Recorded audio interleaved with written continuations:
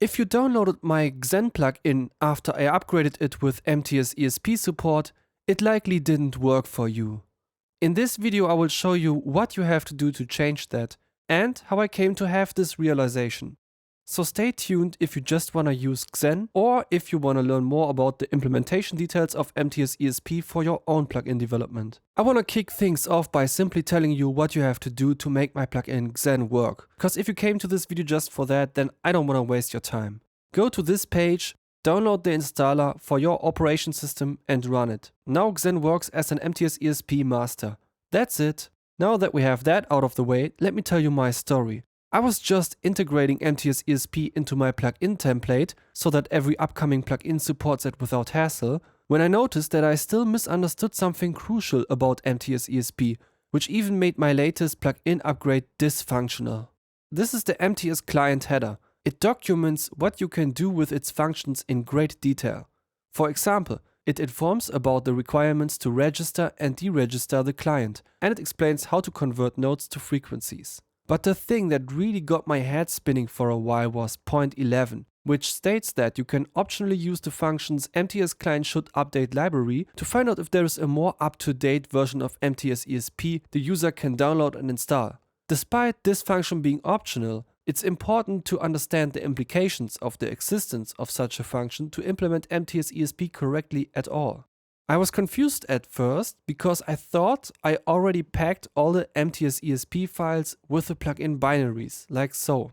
But plugin binaries can't be updated dynamically, which means that MTS-ESP plugins do not use the technology you ship with the plugin, but read it out from another folder on the user's computer that can be updated dynamically. That's how I found out. MTS-ESP needs to be installed into a subfolder of command files, on Windows at least, similar to VST plugins, and some respective folder on the other systems. I didn't notice that at first because when I installed PitchGrid, a plugin that acts as an MTS-ESP master and the plugin that inspired me to take this deep dive into MTS-ESP in the first place, the installer of that plugin automatically installed MTS-ESP on my computer already. So for all you programmers out there, this means you should only include the files of the client or master to your project, depending on what it is, and then you either instruct the user to install MTS-ESP themselves or you install it with your plugin's installer automatically.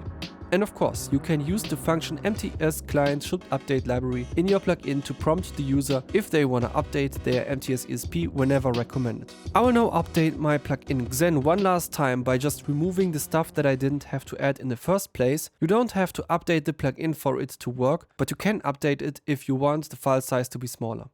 MTS-ESP has been a great rabbit hole for me so far. It likely shapes the future of microtonal workflows. But there is a strange lack of effect plugins implementing MTS-ESP. And while integrating it into my own plugin template, I noticed that the API lacks a few functions that I would need to re-implement some of my structures. For example, in my plugin Hammer und Meißel, I have a key selector, where the user can select which pitch classes form the key of the music. The key selector reacts dynamically to the Xen parameter, because the Xen parameter describes the pitch classes per octave of the current tuning system. But now that I added MTS-ESP support to my plugin Xen, I could remove the tuning system parameters from Hammer und Meißel. But the MTS-ESP client API has no function that returns the number of pitch classes per octave, so it would be impossible to rewrite my key selector to still update itself automatically. This problem needs to be solved before plugins like Hammer und Meißel, Spot On or Chroma can implement clean MTS-ESP support. MTS-ESP still has some obstacles, but I think it's already pretty awesome, and I think we should all try to contribute to it whenever we can.